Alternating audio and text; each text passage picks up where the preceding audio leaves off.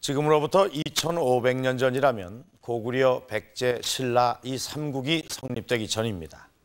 철기시대 이전, 그러니까 구리를 이용하기 시작했던 청동기 시대입니다. 참 아득한 옛날이죠. 그런데 당시 유적이 최근에 발견됐습니다. 바로 진주 남강 유적인데요. 이 남강 유적은 2500년 전 것으로는 지금까지 발견된 것 가운데 가장 큰 규모입니다. 3년째 22팀이 현장에서 발굴 작업을 하고 있지만 아직까지도 마무리를 짓지 못하고 있을 정도입니다. 우리가 이 진주 남강 대평리 유적에 관심을 가지는 것은 단지 그 마을이 크기 때문만은 아닙니다. 2500년 전 이 한반도에서 어떤 일이 일어났었는지를 알 수 있는 중요한 열쇠가 되기 때문입니다.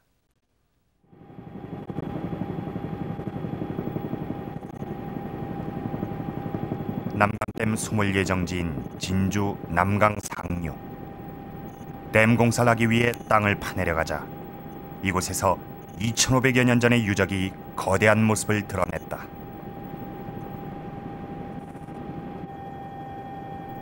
모두 110여만 평에 이르는 유적지다. 여기서 눈길을 끄는 무덤이 하나 발견됐다.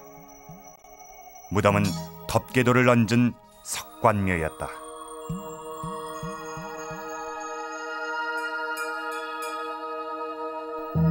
무덤 안엔 2500여 년의 세월을 견뎌온 인골이 남아있었다. 당시의 인골이 지금까지 남아있는 것은 특이한 일이다.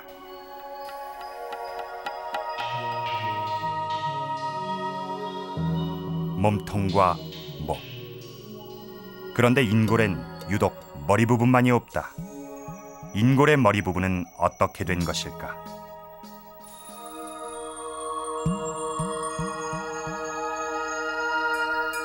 머리 없이 매장된 인골은 고고학 발굴상 극히 예외적인 일이다. 국내에서 머리 없는 인골이 발견되기는 이번이 처음이다. 그런데 왜 유독 머리가 없는 것일까? 인골의 자세한 상태를 확인해 보기로 했다. 발굴이 끝난 후 인골은 경남문화재연구원에 보관돼 있었다. 보존 처리한 인골은 신문지에 싸서 보관 중이다.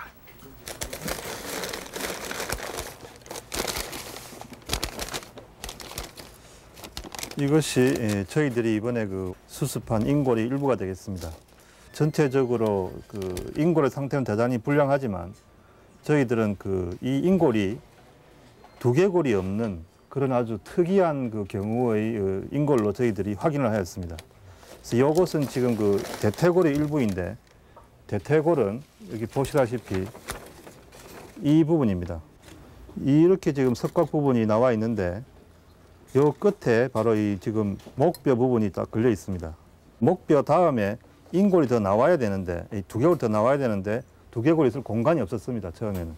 없으니까 일단은 이것은 분명히 사람의 두개골이 이미 없어진 상태로 매장이 됐구나 하는 그런 결론을 내렸습니다.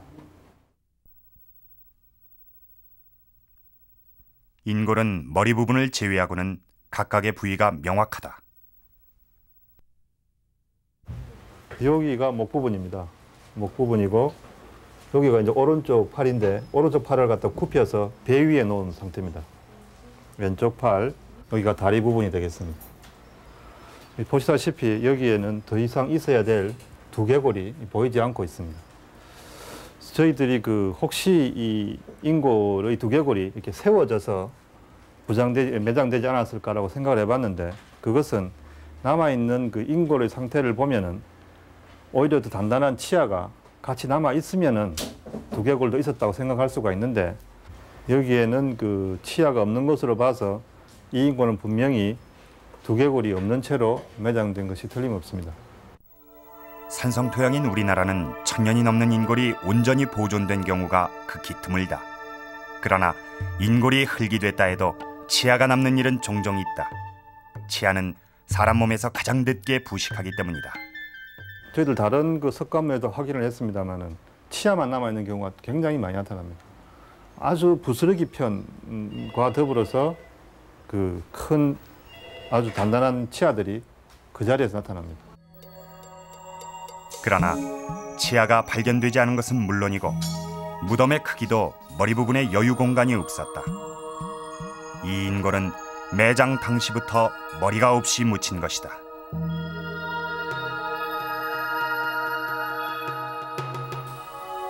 (2500여 년 전) 이 땅에 살았던 머리 없는 무덤의 주인. 무덤의 주인은 왜 죽었으며 어떤 이유로 머리가 없이 몸만 묻힌 것일까?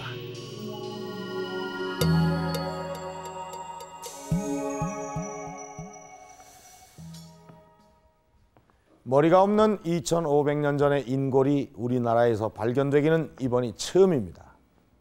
지금도 그렇지만은 이 머리 없이 묘를 쓰는 일은 머리를 누군가가 베어갔다든가 하는 아주 불가피한 경우가 아니고는 극히 드문 일입니다. 그런데 왜 매장 당시부터 머리가 없이 묻힌 걸까요? 참으로 궁금한 일입니다. 그러나 안타깝게도 이 발굴된 유골의 부식이 심해서 왜 머리 없이 매장됐는지 그 이유를 알 수는 없습니다. 물론 이 무덤에서 인골이 나온다고 해도 사인을 알 수 없는 경우가 대부분이긴 하지만 그렇다고 해도 이 머리 없이 매장된 것은 이상한 일입니다. 현재 여기 이 남강 유적에서 발굴된 무덤은 모두 40여 개입니다. 그런데 이 발굴이 진행되면서 우리는 또 다른 무덤 한 기에 주목하게 됐습니다. 바로 이 무덤인데요. 이 무덤은 무덤 주인이 왜 죽었는지 그 사인을 알 수 있기 때문입니다. 사인을 알 수 있는 결정적인 증거는 바로 이 무덤 안에서 나왔습니다.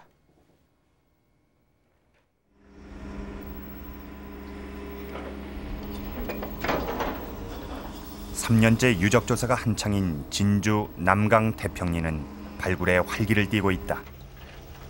최근 머리 없는 인골이 나온 무덤에서 약 100m 떨어진 곳에 또 다른 석관묘가 발굴됐기 때문이다.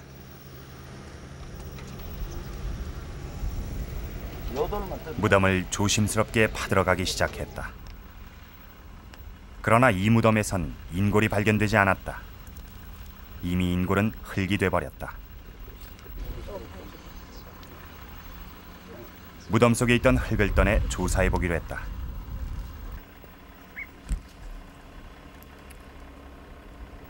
무덤에서 떠낸 흙을 물채질했다.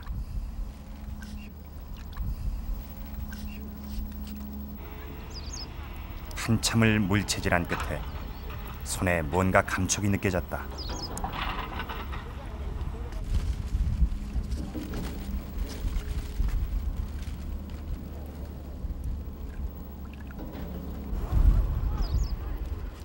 손톱만한 돌멩이였다. 무덤에서 나온 것은 모두 4개. 돌멩이 4개는 면을 잘 다듬은 돌이었다. 지금 현재 제일 앞부분에 있는 선단부만 확인된 걸로 봐서 아마 이 석가묘의 구조와 그다음 앞부분에 남아 있는 그 화살촉의 단면이 그 능형인 것으로 봐서는 아마 그 세장한 화살촉의 그 일종으로 생각됩니다. 무덤 안에서 나온 4개의 돌멩이는 화살촉의 끝부분이었다. 당시엔 부장품을 넣어 장례를 지내는 풍습이 있었다. 그러나 이렇게 화살촉 끝부분만을 부장한 경우는 아직 우리나라에서 보고된 적이 없다.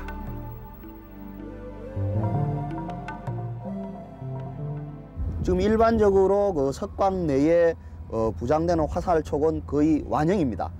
그런데 이번 경우에 있어서는 그 화살촉 4점이 모두 끝부분만 정확하게 거의 뭐 한 1cm 내외를 가지면서 그 확인되고 있는 걸로 봐서는 분명히 그 부장된 유물이 아닌 어떤 특별한 이유를 갖는 그러한 유물로 생각됩니다.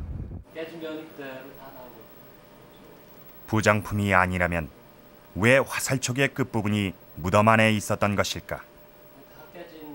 무덤에서 발견된 화살촉의 끝부분이 어떤 상태인지 살펴보기로 했다. 그냥 깨진 게 아니고.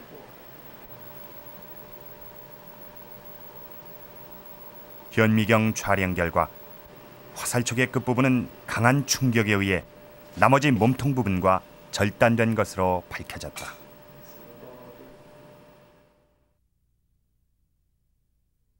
화살촉으로 이용됐던 그 암석은 응애암이고요.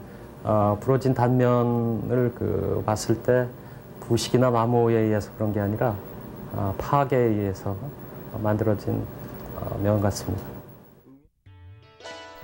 무덤에서 발견된 화살촉의 끝부분은 부러진 것이다. 부러진 화살촉 4개. 화살촉의 나머지 몸통 부분은 무덤 안 어디서도 발견되지 않았다.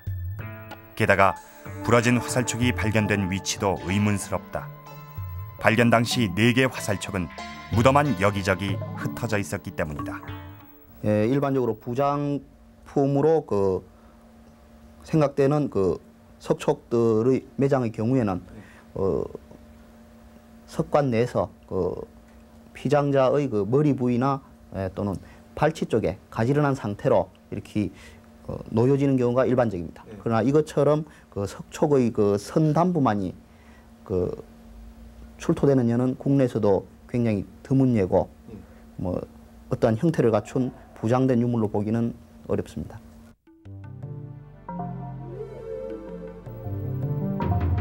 무덤에 흩어져 있던 4개의 화살촉은 주인의 몸 여기저기에 박힌 것으로 보인다. 그래서 전문가들은 2,500여 년 동안 남아있던 부러진 화살촉 4개를 무덤 주인이 화살에 맞아 죽었다는 결정적인 증거로 보고 있다.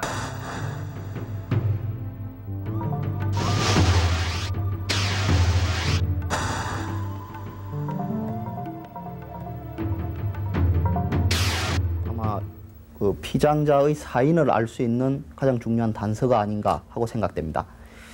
결국 화살을 맞고 이 피장자가 죽었다는 얘기가 되겠습니다. 그럼 역시 그 당시에 화살로서 사람을 죽일 수 있는 어떠한 시대적 상황이 이루어졌지 않나 하고 생각됩니다.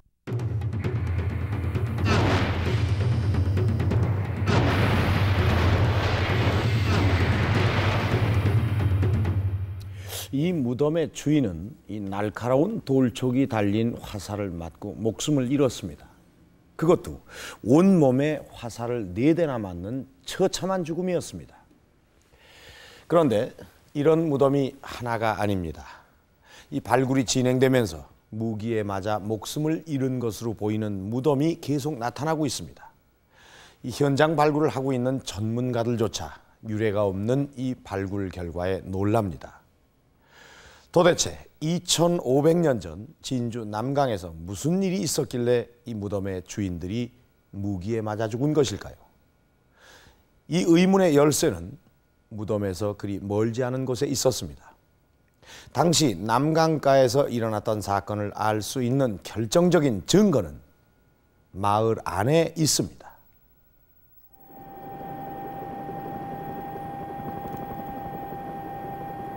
2,500여 년 전 남강 마을에서 무슨 일이 일어났던 것일까?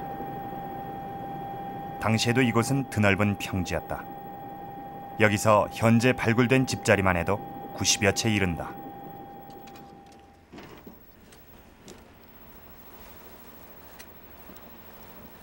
이 집자리에선 전형적인 청동기 시대의 유물이 출토되고 있다.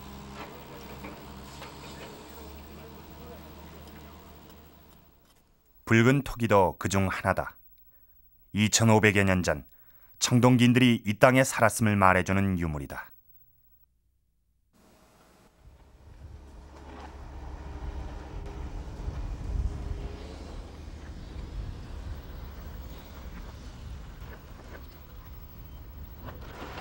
그런데 마을에서 긴 도랑이 하나 발견됐다. 폭이 약 2m. 자연적으로 생긴 도랑일까? 이 땅 자체가 인간이 땅을 팠던 굴착했던 흔적들이 남아있기 때문에 자연적인 퇴적의 결과가 아니고 인공적으로 어떠한 시설물을 만든 흔적이 되겠습니다. 2,500여 년 전 사람들이 만든 구조물이었다. 그들은 왜 땅을 파서 도랑을 만든 것일까? 도랑을 좀 더 자세히 살펴보기로 했다. 도랑 안의 깊이는 약 1.5m. 위는 넓지만 아래로 내려갈수록 좁아진다. 특히 도랑안은 발이 간신히 들어갈 만큼 좁다랗게 홈을 파놓았다. 발이 낀다면 빠져나가기 힘들 정도다. 물이 흐르도록 하려는 도랑은 아닌 것으로 보인다. 원래는 이보다 더 뾰족하게 돼 있었을 것인데 지금은 저희 발굴을 하면서 조금 이동을 위해서 남겨뒀는데 그 외부에서 저기 침입해 돌아가지고 빠졌을 경우 여기서 올라가지 못하는 그러한 기능을 할 수 있도록 V자상으로 굉장히 깊게 파는 것입니다. 깔때기 모양의 긴 도랑. 이 도랑은 마을을 따라 길게 이어지고 있다. 현재 발굴된 도랑의 길이는 300m. 이 시설물은 특별한 목적을 가진 것이었다. 청동기 시대에 인공적으로 방어를 위해서 인공적으로 파는 환호 유적이 되겠습니다. 환호 유적이라고 말씀하신다면? 외부에 적들이 쳐들어오는 것을 방어하기 위해서 깊이 파는 흔적이 되겠습니다. 방어 시설물이 되겠습니다. 환호는 마을을 보호하기 위해 당시 마을 사람들이 둥그렇게 판 도랑이다. 그러나 방어 시설은 환호만이 아니었다. 환호를 따라 커다란 구멍들이 발견됐다. 지름이 30cm 정도의 구멍은 약 2m의 규칙적인 간격으로 환호를 따라 이어진다. 이것은 또 하나의 방어 흔적이다. 이 시설은 환호 내부에 적이 쳐들어오는 것에 의해서 이중 방어적인 역할을 했던 목책 시설이 되겠습니다. 나무를 박았다는 말씀인가요? 그럼 여기에? 예, 그렇습니다. 이 지금 현재 기둥 같은 경우는 목책의 목주가 되겠습니다. 목주요? 예, 기둥. 기둥이 되고 기둥과 기둥 사이는 그 나무를 세워서 책을 만들었다는 그런 얘기가 되겠습니다.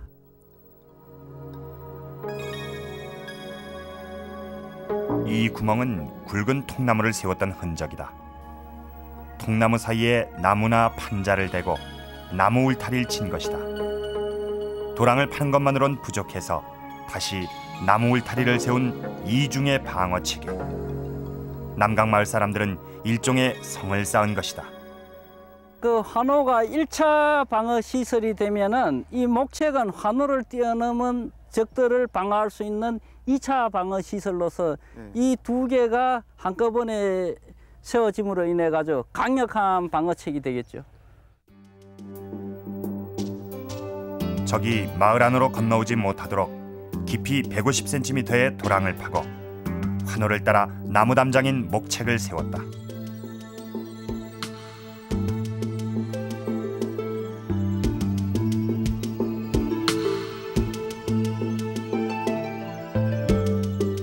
이것은 당시 사람들에겐 대규모 토목공사였을 것이다. 700~800m 또는 1km 정도 되는 전체 둘레를 그 정도 깊이를 폭을 2m에서 5m, 깊이는 3m에서 1m 그 정도 깊이로 마을 전체를 이렇게 돌아가면서 땅을 판다는 것은 대단한 노동력이 드는 문제입니다. 또 목책의 경우도 나무를 벌목해야 되고 전부 다 대체로 다 돌도끼입니다. 돌도끼 가지고 나무를 벌목해서 그것을 껍데기를 벗기고 따듬고 해서 나무 25cm 되는 나무들을 열을 지어서 마을 가장자리로 둘려야 되고, 그다음에 나무 기둥과 나무 기둥 사이에 다시 나무 판자를 또 만들어 가지고 또 다 이거 걸쳐야 되죠. 그런 일련의 작업들이 대단히 힘든 작업이고 대단히 노동력이 많이 요구되는 겁니다. 환호가 마을로 건너오는 사람을 막기 위한 시설이라면 목책은 공중으로 날아오는 돌이나 화살을 막는 방패 역할을 했다.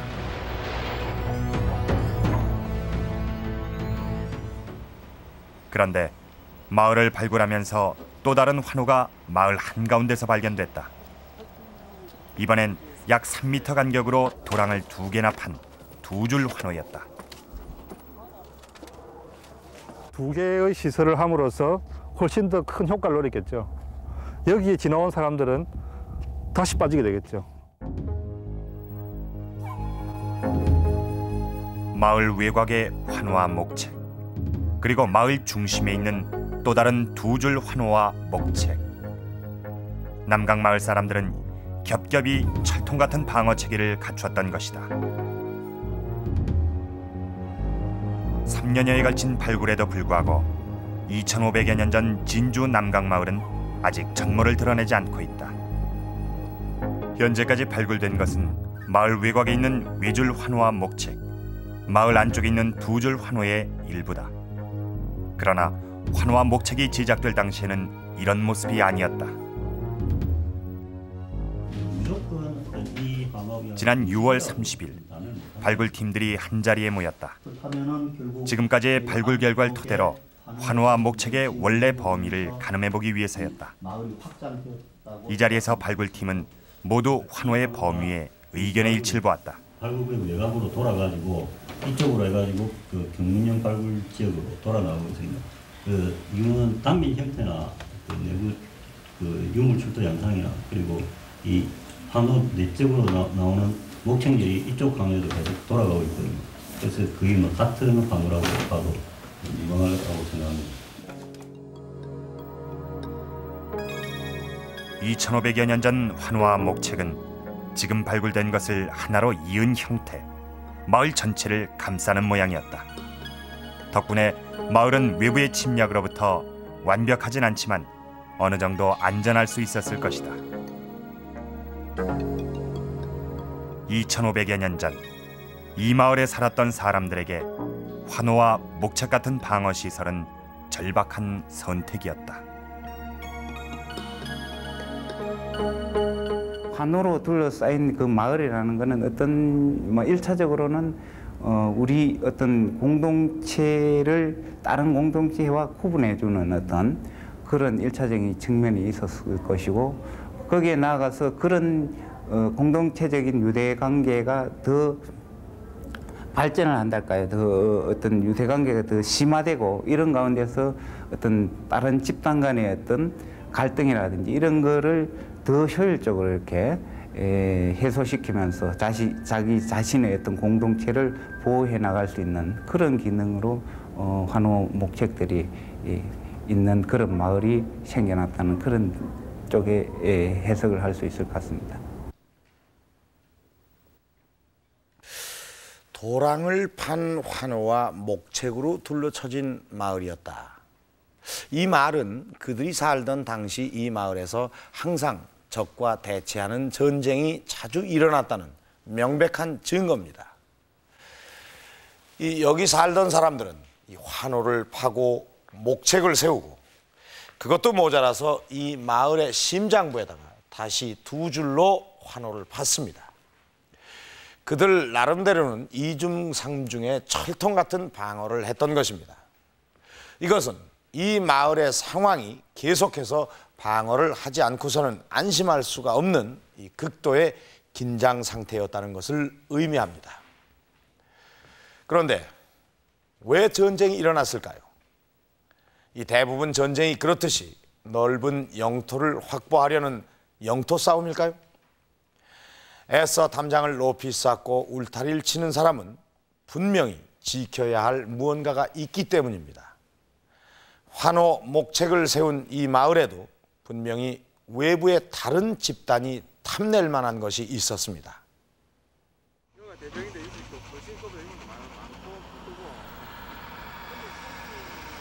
남강 유적 주거지 발굴지로부터 100여 미터 떨어진 곳에서 특이한 흔적이 발견됐다. 여기에 보이시는 바와 같이 이렇게 검은 탄화물들이 나타나고 있습니다.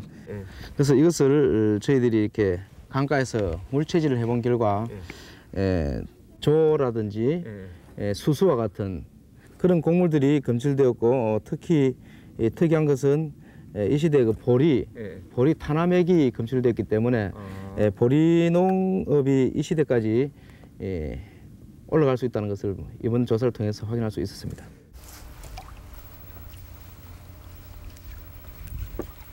탄화 곡물의 흔적이 나온 지역의 흙을 물에 넣어 물채질해 봤다. 흙이 물에 씻겨 나가면서 채에는 상당량의 검은 탄화 흔적이 남았다.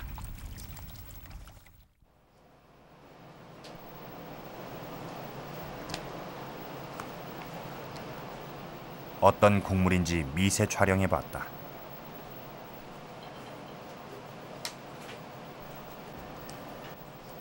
조사 결과 보리, 수수 같은 곡류로 밝혀졌다. 이미 2500여 년 전 사람들도 우리와 같은 곡류를 먹기 시작했던 것이다. 작물을 재배하기 위한 경작 방식도 지금과 크게 다르지 않은 것으로 보인다. 있고 또 거기에 또 복잡하게 또 어긋나게 해서 또 하나의 고랑이 있고 그 두 개의 어떤 고랑이 지금 중복되어 있는 상태인데 비교적 저 사선으로 내려오는 이 고랑은 비교적 이렇게 내부가 단순합니다. 이렇게 비교적 단순하게 이렇게 하나가 계속 이어져 가고 있고 또 이게 교차돼서 나타나는 이 고랑은 이런 그 타원상의 수열들이 서로 이렇게 이렇게 어긋나게 양쪽에 두 열러서 수열을 이루고 있습니다. 그래서 이것은 작물을 심었던 그런 장소로 생각됩니다. 우리나라 최초로 청동기 시대 밭이 발견된 것이다. 밭은 두 개가 서로 어긋나게 이어진다. 한쪽 밭엔 구덩이를 파서 작물을 심고 다른 밭엔 씨를 뿌려 경작한 것으로 추측된다. 동시대의 사람들이 이러한 방향의 어떤 경작을 하고 난 이후에 아마 지력의 어떤 문제 때문인지는 모르겠습니다만 약간 어긋난 방향으로 새롭게 또 하나의 어떤 골을 파서 또 다른 그 경작 요구의 형태를 보이면서 새롭게 조성되고 있는 이런 상태를 봤을 때 아마 작물의 재배 작물의 종류가 다르지 않을까 이렇게 생각됩니다. 당시 사람들은 밭을 번갈아 가면서 경작했던 것이다. 땅 힘을 키워 수확량을 높이기 위해서였다. 이렇게 경작한 밭의 규모는 3,000여 평. 이 넓은 땅에 보리와 수수를 경작했다면 이미 상당량의 곡물을 수확했을 것이다. 그리고 이런 부위의 축적은 사회의 변화를 가져오는 중요한 계기였다. 농경이 이루어지면은 생산의 과다가 생길 수가 있고 그 생산의 과다는 곧 빈부의 격차를 생겨서 계급이 사회의 계층관계가 이루어질 수 있습니다. 그렇기 때문에 이 사회의 계층관계는 한 지역에 있어서의 주민 간에도 계급이 신분의 차이가 있는가 하면은 경작지를 확보하지 못한 다른 지역 사람들이 좋은 경작지를 가진 곳을 탐내게 되고 그 과정에서 상호 또 전쟁이라는 요소를 발발할 수 있는 것이 됩니다. 3,000여 평의 넓은 밭에서 생산된 상당량의 곡식은 다른 집단의 공격 대상이었을 것이다. 침략에 대비해서 식량과 마을을 지키려는 흔적은 마을 사람들이 살았던 집에서도 나타난다. 이곳은 그 작업 공간으로 사용하던 곳입니다. 그래서 이 작업 공간 내에서는 저렇게 큰 지석들이 이제 중간에 이렇게 펼쳐져 있고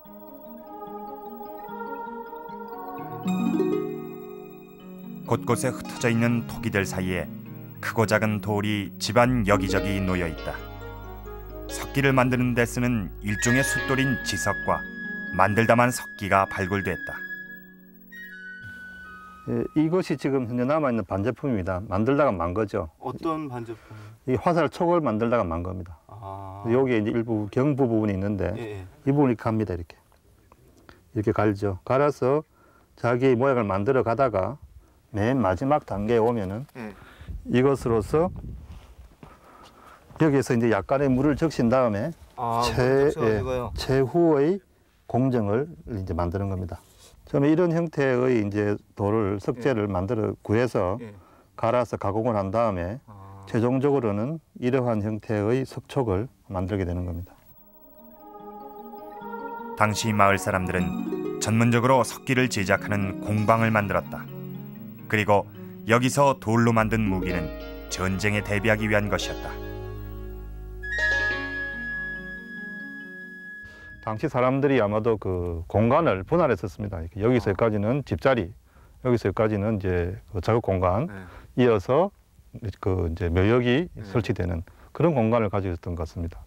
상당히 규모가 있는 마을이었네요. 대단히 큰 마을입니다. 여기는 아무래도 그 뭐 묘지나 주거지를 통해서 보면은 어떤 큰 집단 지도자가 있고 그 지도자 밑에 각기의 어떤 분화된 직업을 가지고 있는 그런 여기가 그런 마을이었습니다. 여기.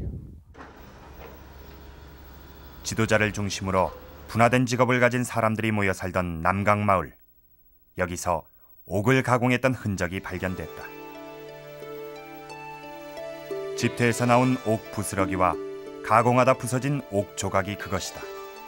요즘도 그렇지만 당시에도 옥 가공은 특별한 기술을 요하는 일이었다.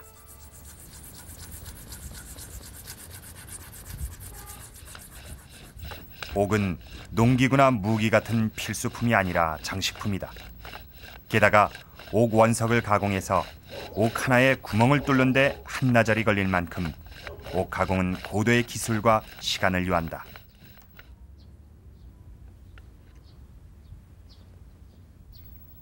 농사를 지으면서 전쟁의 위협에 시달렸던 사람들이 옥을 가공했다는 것은 특별한 의미를 가진다. 옥은 일부 특별한 사람들을 위한 것이기 때문이다.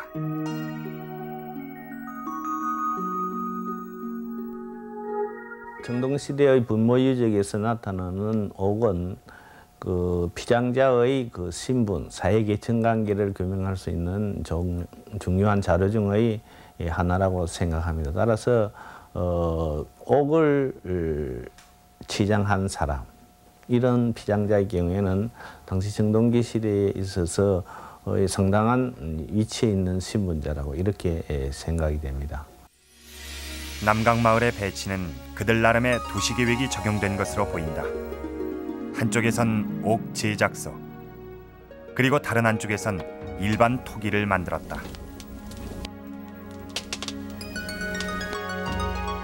무기류 등 석기를 만들던 석기 제작소도 따로 있었다. 작업에 따라 분업화가 됐던 것이다. 이것은 마을 중앙에 자리 잡은 지배층에 의해 만들어진 질서였다. 가족이나 혈연 중심의 사회 구조가 계층 중심의 사회로 옮겨간 것도 이 무렵의 일로 추정된다.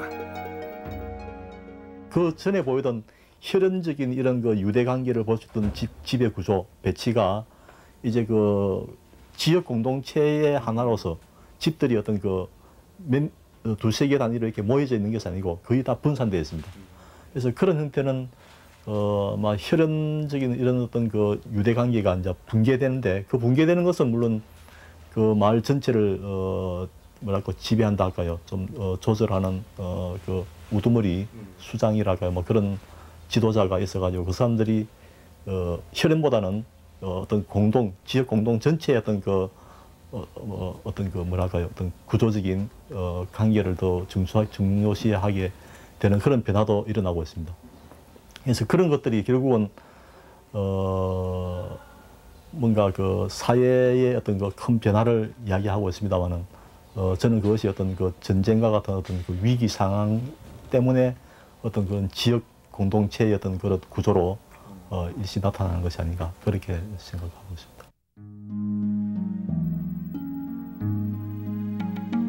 환호와 목채간에 살던 사람들.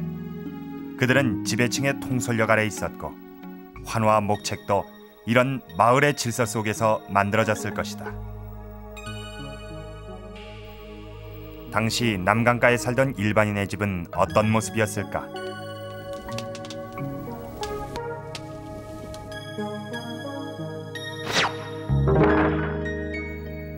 땅을 판 바닥은 불처리를 해서 단단하게 하고 먼저 중간에 2개의 중심 기둥을 세운다.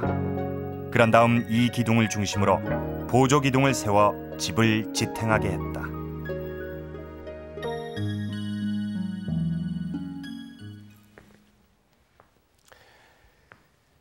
자, 이 집은 발굴 조사 결과를 토대로 2500년 전 남강가에 살던 사람들의 집을 가상 복원한 것입니다. 강가였으니까 이렇게 인근에서 쉽게 구할 수 있는 갈대로 지붕을 이었던 것으로 추정할 수가 있습니다. 집 안으로 들어가 보도록 하겠습니다.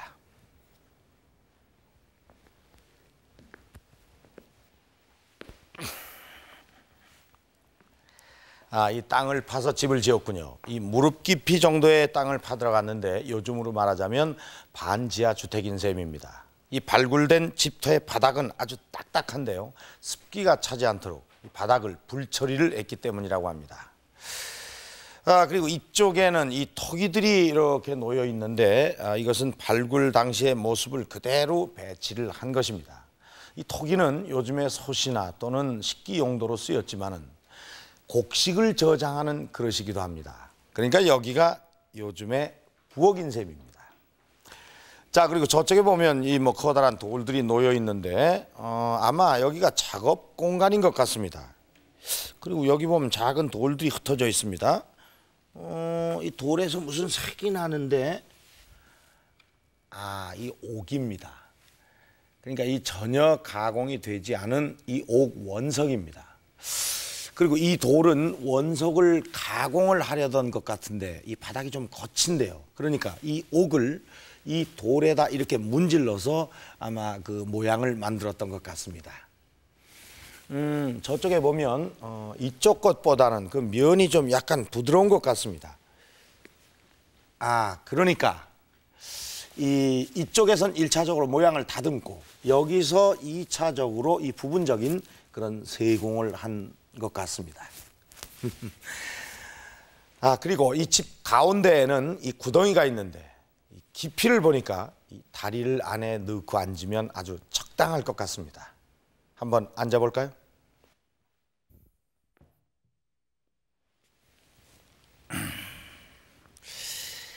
여기에 가장 고운 숫돌이 있는 걸 보면은 이 마지막 마무리를 했던 것 같습니다.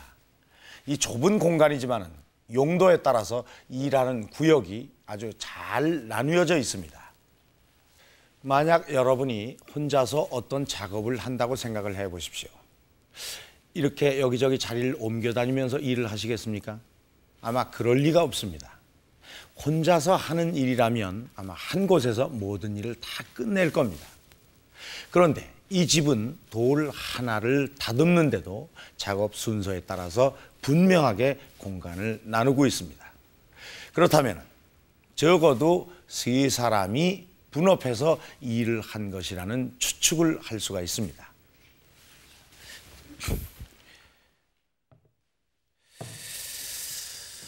이 화살에 맞아 목숨을 잃은 이 무덤의 주인도 이 평소에는 이 석기나 옥을 가공해서 만들고 이 밭을 갈던 사람이었을 것입니다.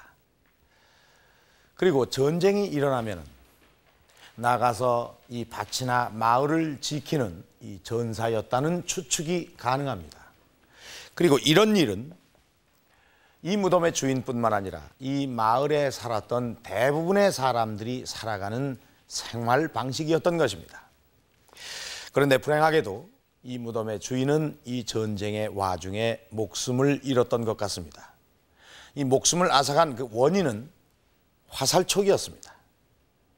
이 무덤에서 나온 부러진 화살촉으로 어떤 화살에 맞았고 또 당시의 무기 수준은 어느 정도였는지 짐작해 볼 수가 있습니다. 무덤의 주인이 맞았던 화살촉은 어떤 종류의 것일까? 이쪽 부분에 있는 이런 화살촉과는 역시 선단보의 모양이 완전히 다름을 알 수 있습니다. 그러나 이쪽 부분에 있는 화살촉의 선단보 형태와는 거의 유사한 형태를 갖추고 있습니다. 무덤에서 나온 화살촉은 능형 화살촉으로 밝혀졌다. 능형 화살촉은 화살촉 가운데 가장 발달된 형태로 사다리꼴 모양이다.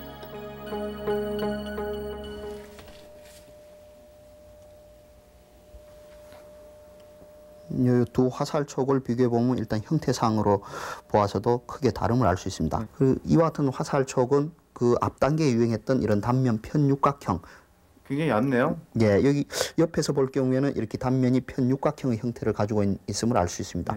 이러한 그 화살촉에서 이러한 능형 형태의 화살촉으로 변화되고 있습니다. 사다리꼴 모양의 능형 화살촉은 이전식의 화살촉에 비해 두껍고 크다. 양날을 날카롭게 세워서 다듬었는데 약 700년 뒤에 나오는 삼국시대 화살과 비교해도 손색이 없을 정도다. 지금 이 단면 능형의 그 화살촉은 그 편육각형의 화살촉보다 그 무게가 무겁고 규모 면에서도 거의 1.5배에 이르는 것으로 보아 그 파괴력이 더 클 것으로 생각합니다. 얇은 편육각형 화살촉과는 달리 크고 무거운 형태로 발전한 능형 화살촉. 이런 무기의 변화는 불가피한 것이었다.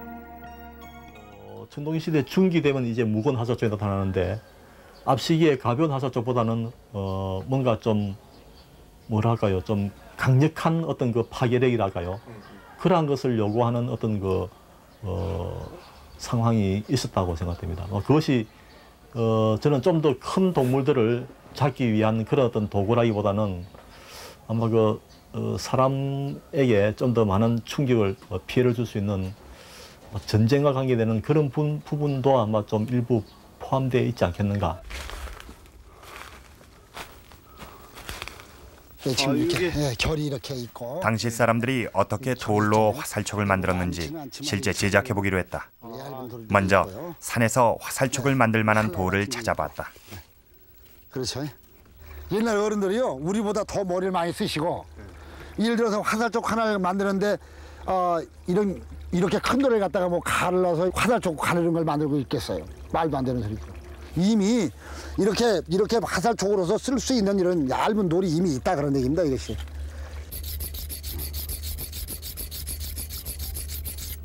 자, 또 이렇게 가고요.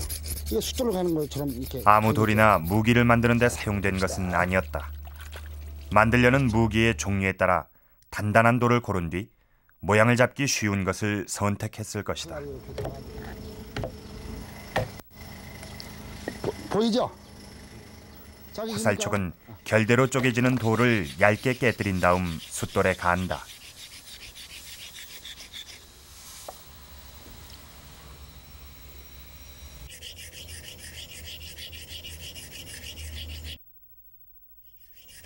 눈대중으로 모양을 잡아나갔지만 10분 만에 돌 화살촉이 만들어졌다. 이렇게 다루기 쉬운 돌을 사용했기 때문에 대량 생산도 가능했을 것이다.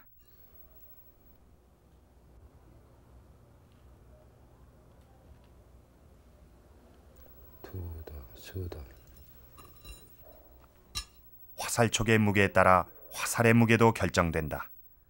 화살과 화살촉의 무게가 맞지 않으면 화살이 균형을 잡지 못하기 때문이다.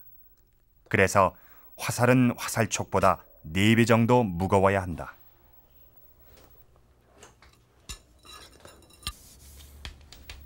같은 부피와 무게를 갖는 나무를 골라 화살로 다듬는 것이 화살의 생명이다.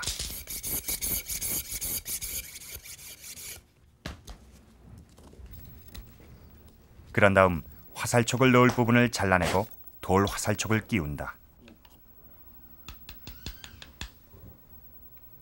돌 화살촉을 고정시키는 방법은 예로부터 전해 내려오는 방법을 썼을 것으로 전문가들은 추정한다. 따라서 물고기의 내장을 끓여 만든 풀을 바르고 동물의 심줄로 감아서 묶었을 것이다. 그래야 돌 화살촉이 화살에 단단하게 붙어 목표물까지 날아갈 수 있기 때문이다. 마지막으로 화살에 수평을 맞춘 다음 깃을 단다. 날개를 붙이는 특별한 이유가 있습니까? 그중에 이게 방향 조정이죠. 배로 말하자면 키 방향. 이게 없으면 자기 나름대로 가요. 그 목표에 자기 원하는 목표에 보낼 수 없고 나름대로 흘러가기 때문에 꼭 날개를 붙여야 돌아서 나가기 때문에 화살은. 그래서 자기가 원하는 방향을 보낼 수가 있죠.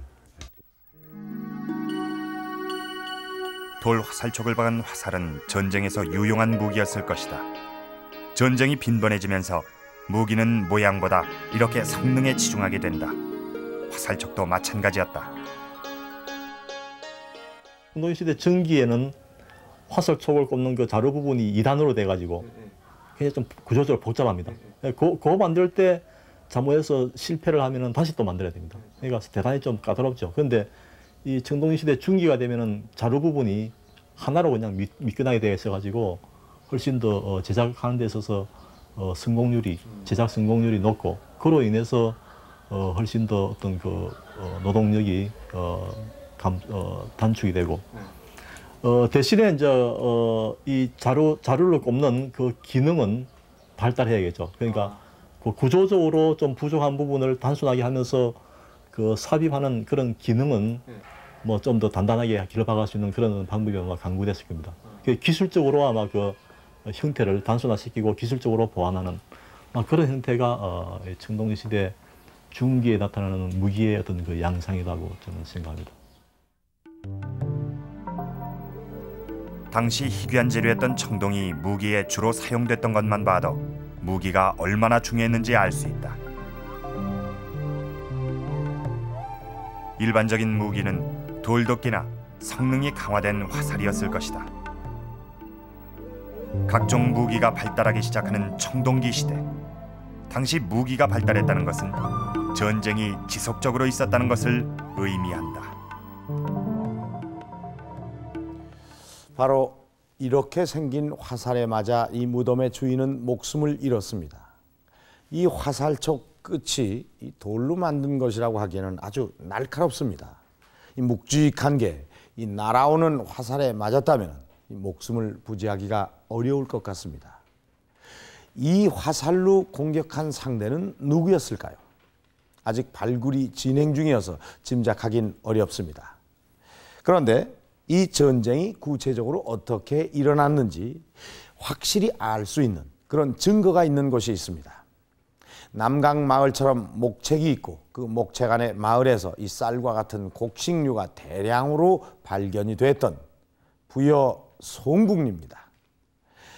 이 부여 송국리는 최근까지 20여 년에 걸쳐서 이 발굴이 됐는데 이 부여 송국리와 이 진주 남강 유적은 이 집자리의 유형이나 또는 이 출토된 유물로 볼 때 같은 시기로 알려져 있습니다.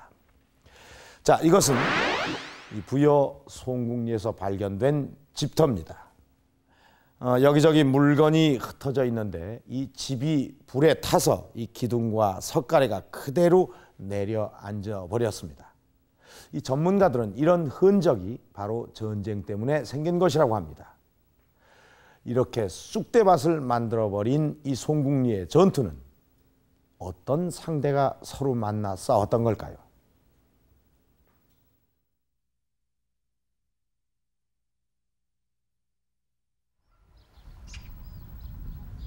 지난 1974년 최초로 발견돼 20여 년에 걸쳐 발굴된 부여 송국리 유적은 산 언덕에 자리 잡고 있다. 밭이었던 곳에서 청동기 시대 마을이 발견됐다.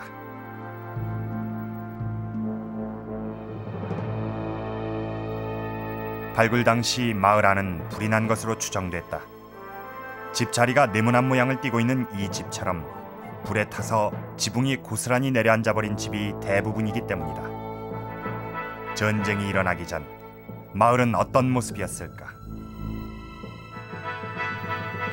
송국리에서도 목책이 발견됐다. 진주 남강에서 발견된 목책과 마찬가지로 가지런히 늘어선 목책은 마을을 감싸고 있었다. 마을 사람들은 전쟁에 대비했던 것이다.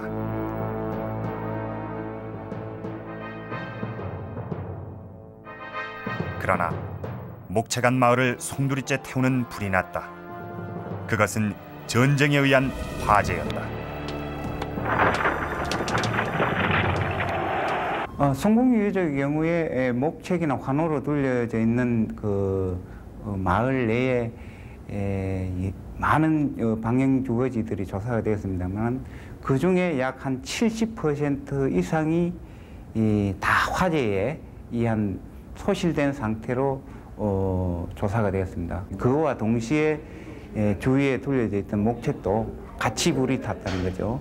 목책이라는 방어시설이 전체적으로 같이 불탄다는 것은 화재하고 주거지만 불타는 경우하고는 또 다른 어떤 그런 의미가 있기 때문에 이런 건 분명히 그 당시 어떤 전체적으로 마을 전체가 화염에 휩싸이는 어떤 그런 분위기를 상정해 볼 수 있다, 이렇게 생각할 수 있을 것 같습니다.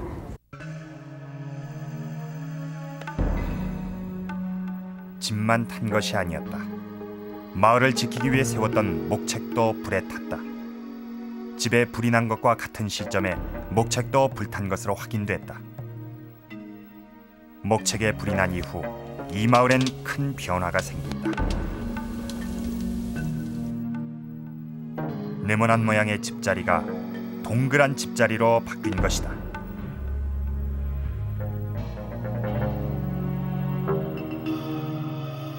이 마을엔 없던 동그란 집자리가 목책이 있던 자리까지 들어와서 집을 짓고 살기 시작한다. 기존의 방영주거지인들이 계속 송곡리 지역에 이렇게 거주해 오고 있었는데 언젠가부터 원형주거지인들이 이렇게 들어간다는 그런 건 그거와 동시에 목책을 파괴시키면서 방어시설인 그런 걸로 봤을 때는 단순한 어떤 집단 교체라든지 이렇게 생각하기는 어려울 것 같습니다.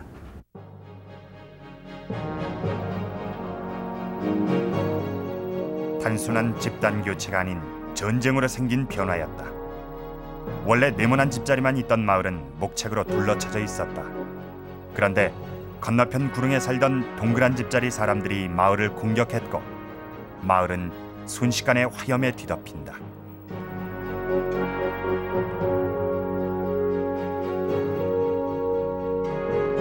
전투 끝에 네모난 집자리 사람들은 이 싸움에서 패배한 것으로 보인다. 결국 네모난 집자리가 있던 곳을 동그란 집자리가 차지하게 되기 때문이다.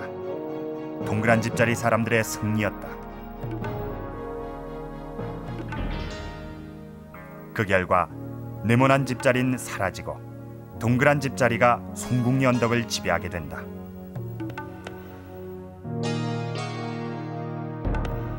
동그란 집자리에서 출토된 유물을 통해 동그란 집자리 사람들의 생활을 짐작해 볼 수 있다. 주로 석기 유물이 출토된 것으로 보아 이 석기를 이용해서 마을을 급습했던 것으로 짐작할 수 있다. 막 90% 이상이 거기에 큰 숫돌이 이렇게 놓여 있으면서 거기에 뭔가 석기라든지 이런 것들을 제작하거나 갈았던 그런 흔적들이 거의 대부분의 유적에서 나타나고 있습니다. 이런 의미에서 볼 때 역시 어떤 원형주거지들은 이동성이 강하면서 어떤 도구나 무기도 포함이 되겠죠. 그런 쪽에서 그런 도구들을 많이 제작했던 어떤 그런 형태의 주거지들이다. 이렇게 이야기를 할 수 있을 것 같습니다. 그러나 동그란 집자리가 있는 언덕 너머에 살았던 네모난 집자리 사람들은 전혀 다른 양상을 보인다. 네모난 집자리에선 토기류와 농기구가 주로 출토됐기 때문이다. 뿐만 아니라 다량의 탄화미도 발굴됐다. 네모난 집자리에 살던 이들의 식량은 동그란 집자리의 공격 대상이었을 것이다. 식량을 뺏기 위한 마을 간의 전투. 동그란 집자리 사람들의 승리였지만 전쟁은 그것으로 끝나지 않고 계속됐다. 원형주거지가 방형주거지의 마을 내에 들어오고 난 다음에 기존의 방형주거지인들이 시설해 놓았던 목책을 목책이나 환호시설을 수리하거나 또는 일부 새로 시설을 하는 그런 흔적들이 보이고 있습니다. 이런 것들은 결국 그 당시 원형주거지인들마저도 방형주거지인의 마을 내부에 들어와서 전쟁이나 어떤 갈등에서 방형주거지인을 몰아냈다고 할까요? 그럼에도 불구하고 또 그런 목책이나 환호라는 그런 방어시설을 했다. 이런 거는 결국 이 원형주거지인들마저도 그 당시에 어떤 집단 간의 어떤 갈등 이런 거에 항상적으로 대비해야 할 수 있는 어떤 그런 태세를 갖추었다. 이런 쪽으로 설명을 할 수 있을 것 같습니다.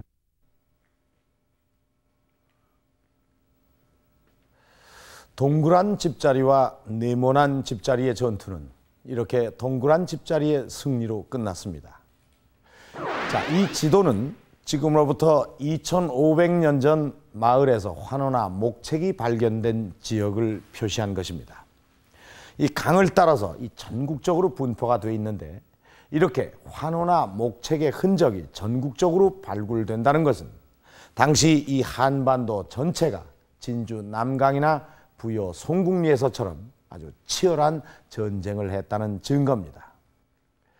이 단순히 땅을 넓히기 위한 전쟁이 아니라 식량 전쟁이었던 2500년 전의 전투.